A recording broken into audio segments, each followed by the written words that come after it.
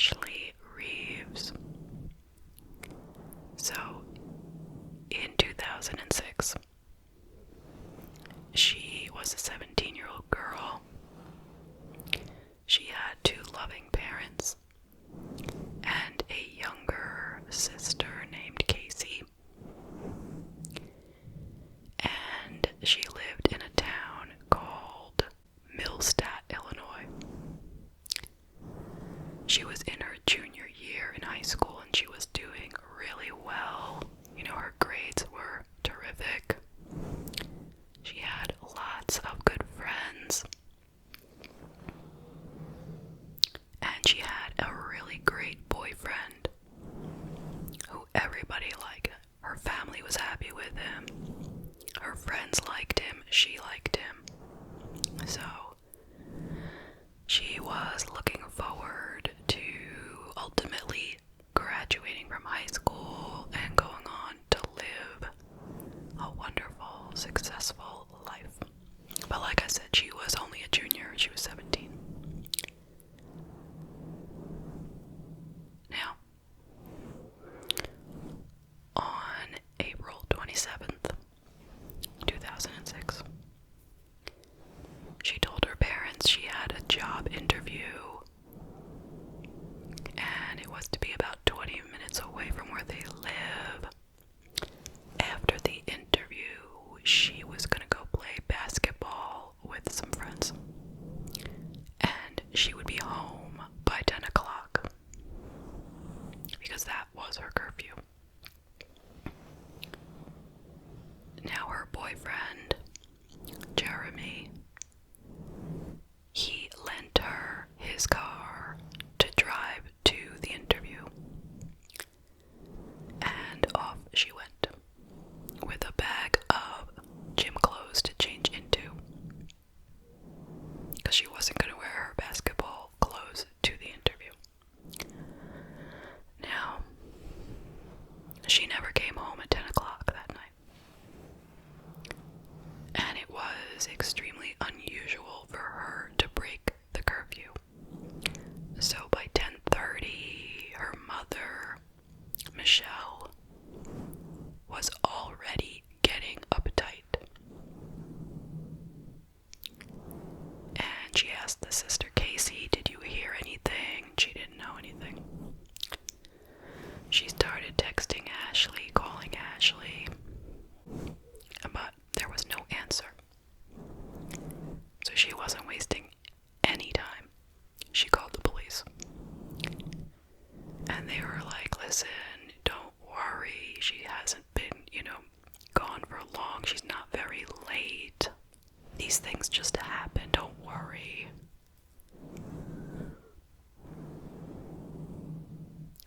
But she was still worried. So she called up her phone carrier, because she owned the phone that Ashley used, obviously. And she asked for the records, like the phone records, who had Ashley been speaking with. And then she started looking at the numbers, and there was one number that seemed to be always coming up on the list. And she didn't know who that person was at all. So she called the number, and a man answered. And she asked who this was. She said she was the mother of Ashley, and Ashley was running late. She didn't know where she was. She was worried.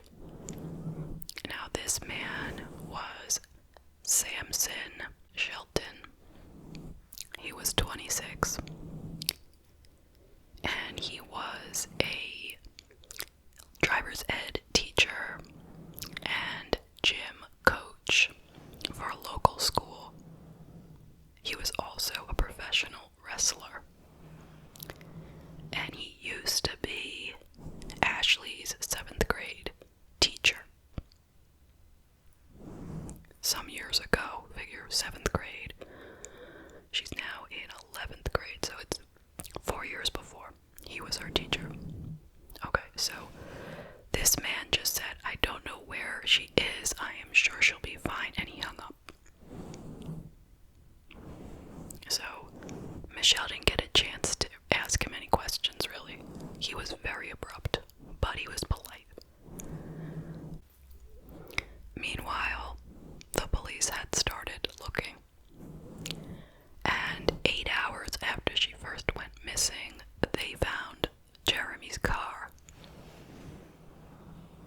And it was abandoned. It was parked by Laterman Park in Belleville, which was about 15-20 minutes from Ashley's house. And inside the car were her gym clothes in the bag. So, right away, they go and they get Jeremy for questioning. And it wasn't him. They knew right away he was clear. So, Michelle had started phoning Ashley's friends to find out more about Samson, the 7th grade teacher. And she was very shocked to find out that her daughter was in a romantic relationship with this man. Now, don't forget, she's 17 and he is 26, okay? He is not currently her teacher, and he doesn't work at her school, but she's 17 and he's 26. And yes, she still was dating Jeremy, but in addition, she was having some sort of affair with this man, Samson. Now, it turns out she had ran into him a few months earlier. She hadn't been in touch with him since 7th grade, but upon meeting up with him again, something started between them, and they were playing basketball together a lot. And it turned physical. Now, a lot of the girls at school thought that Sam, we'll call Samson Sam, they thought he was really cute, you know, what a cute young teacher.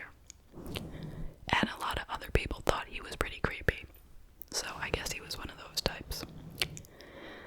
And he lived with his mother and grandmother right near Laterman Park. So, next thing the police did, once Michelle told them what she had learned about Sam,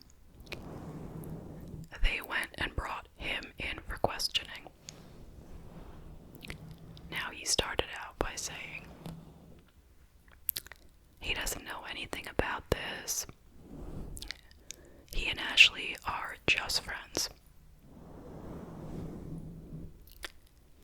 Now, the police told him that Ashley's friends explained that they were having an affair. So, finally, he was like, fine, yes. She was obsessed with me. She had this massive crush on me. She would never leave me alone. She called me day and night. I tried to ignore her, but she wouldn't leave me alone. And he said that he was with her the night she went missing. They were in his car, and he told her that he wants to end it. And she got completely upset about it. She was screaming at him. So he's like, that's it, get out of my car. In the middle of the night, okay? It's nighttime, they're out driving. He's gonna throw a 17-year-old out of the car. Well, that's the way his story is going. So he said he stopped the car. She wouldn't just get out, so he had to go around. He had to pull her out of the car.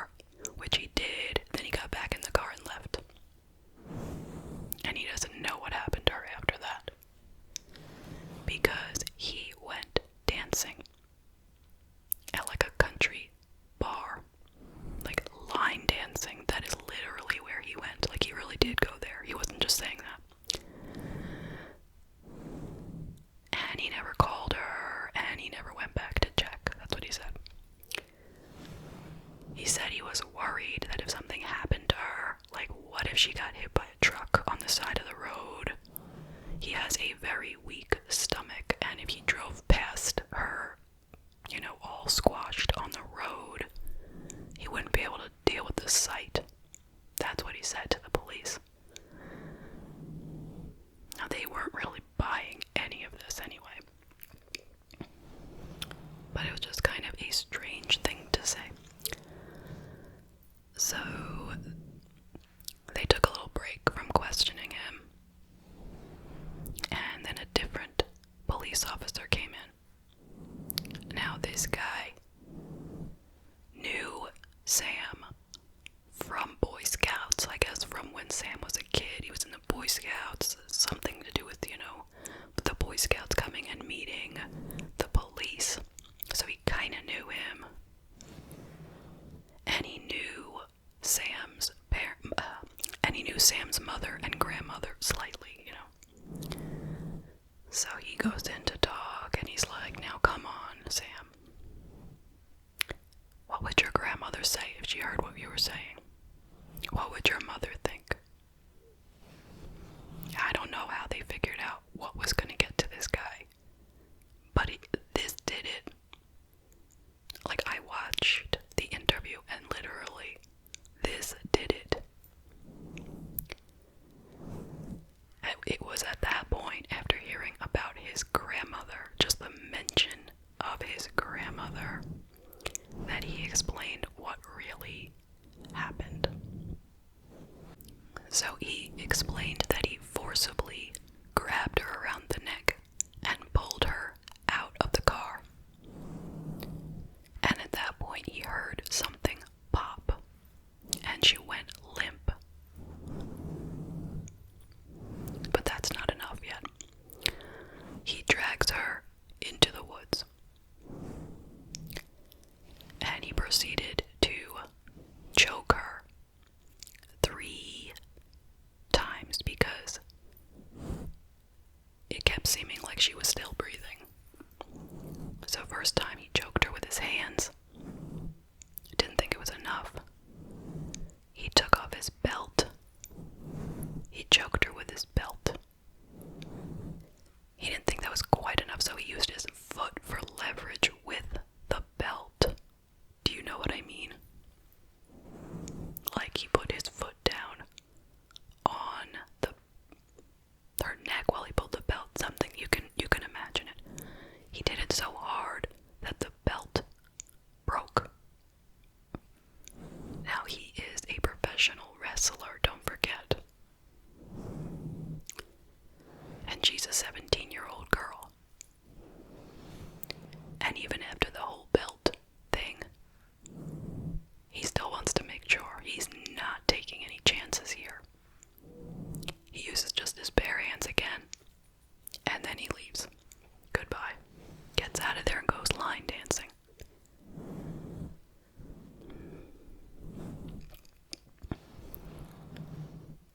Now, he didn't give a real motive, so I'm assuming that it goes back to his original story about wanting to break up with her and her not wanting to get out of the car.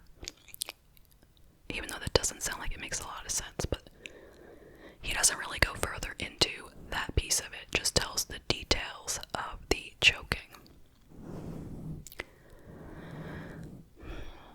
So, obviously, now he's getting arrested, and he says, alright, well, will I be able to get my contact lens cup and solution from home and my toothbrush? Because, I need those things. And the guy's like, I don't know about that. And he's like, well, what am I going to do? What am I going to do about my contacts? Like, I don't know. And then he says, I have a problem with, I can't urinate in front of other people, so will I be able to get my own private toilet? Because I'm going to be really uncomfortable if I can't pee.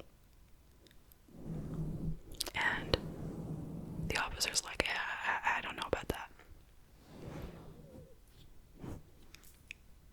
Can I just say something here? I have to interject. I mean, I totally relate to everything he just said.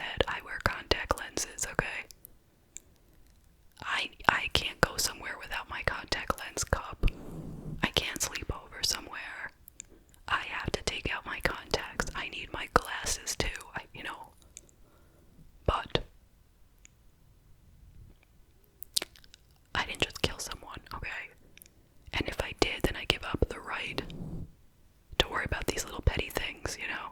Like, you just killed somebody, potentially, you know? So the fact that you're uncomfortable is really not relevant to anyone. Alright, but it was relevant to him.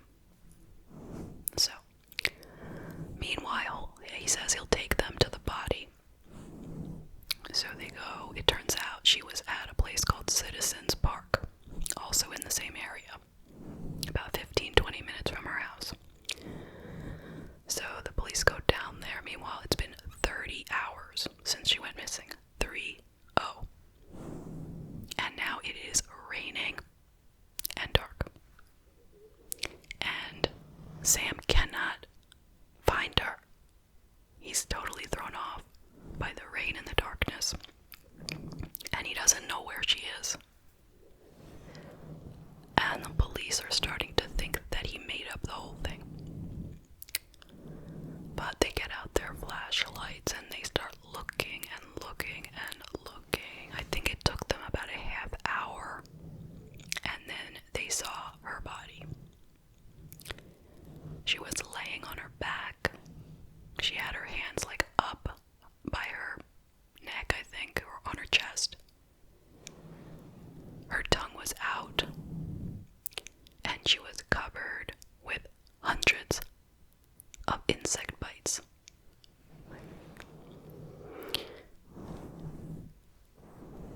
And they were like, oh no, we're too late.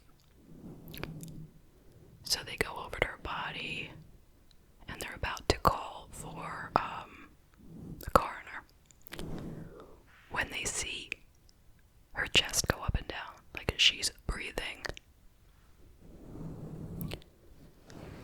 So she's very slightly alive. She's not conscious, but she's in there, okay? So they rush her to the hospital.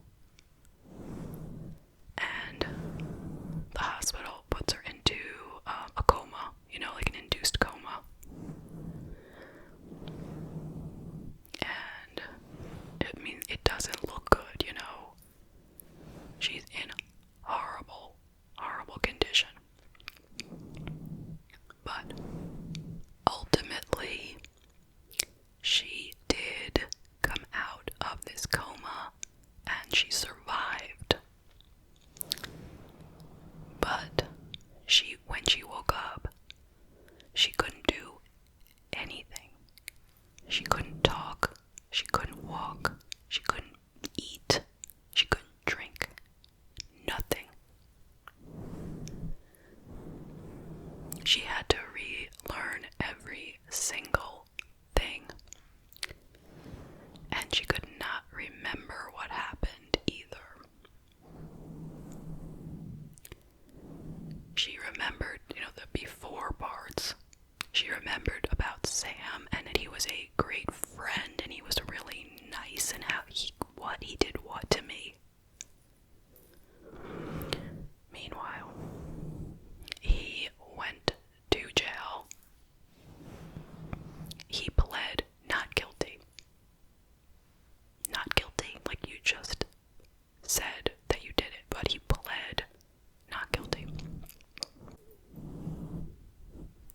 And they allowed him to get out on bail and wear an ankle monitor while he stayed at his house to await trial, which took an entire year. Now, shortly before the trial, his mother called the EMT, called 911,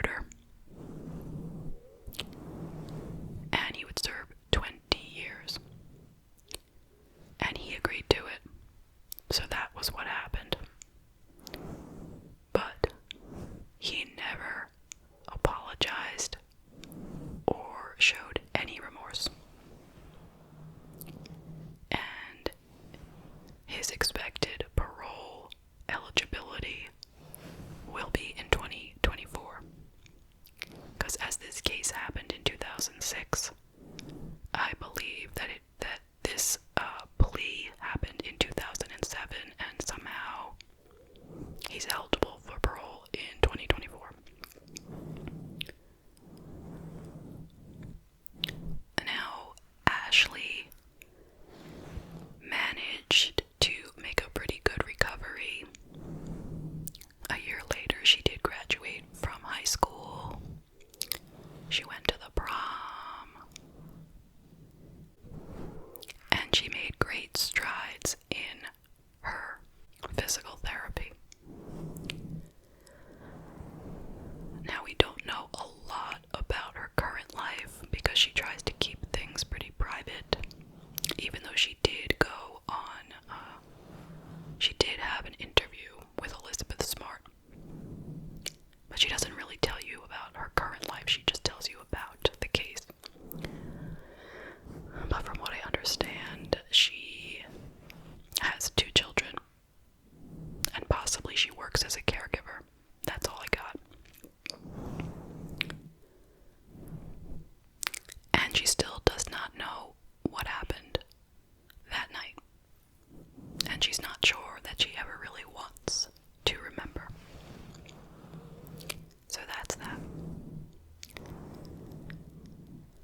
So what do you think?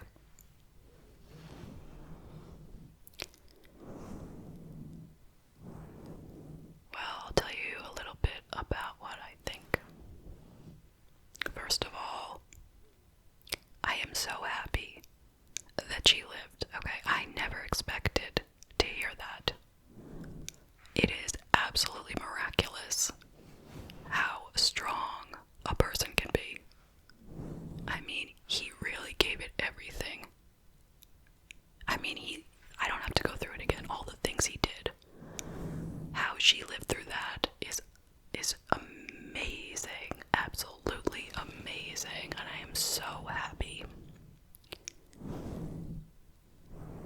And some people might want to say things like, well, why was she, sleeping with this man when she was dating this other boy, and why would she think that it was okay, and forget it. None of that is worth saying, okay? She was 17. It doesn't even matter. The point is, regardless, he was an adult. He should not have been sleeping with her, number one. He had been her teacher, her 7th grade teacher, and she's still 17. That makes it even worse. And if it wasn't bad enough that he was doing that, now he tries to kill her. And the fact that he gets only attempted murder instead of murder is lucky for him, okay? Because he basically wanted her to be dead. And she practically was. So, I don't know, but he seems like a pretty cold-blooded man, if you ask me. And I'm pretty sure most people would say the same thing. So, I would like to say that I wish Ashley and her family all the best. I hope that she has been able to really live her life as normal as possible. I mean, I'm sure there is psychological damage there has to be, but I hope that she has received good treatment for that, and I hope that she has supportive people in her life right now. She deserves it. So, that is about all I have to say. Thank you so